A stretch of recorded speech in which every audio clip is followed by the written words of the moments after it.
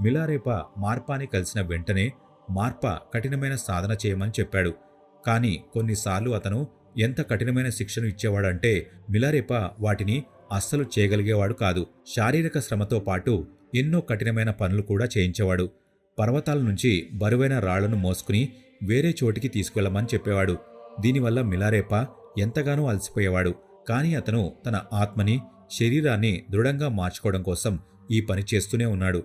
మెల్లమెల్లగా అతనికి కఠినమైన పనులు చేయడం కూడా సులభంగా మారిపోయింది.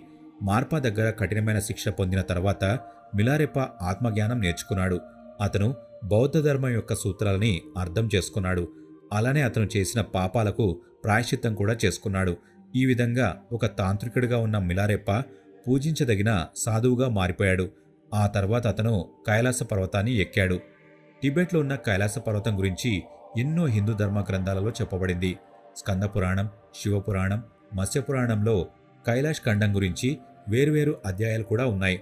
వాటిలో కైలాస పర్వతం యొక్క గొప్పతనం గురించి వివరంగా చెప్పబడింది.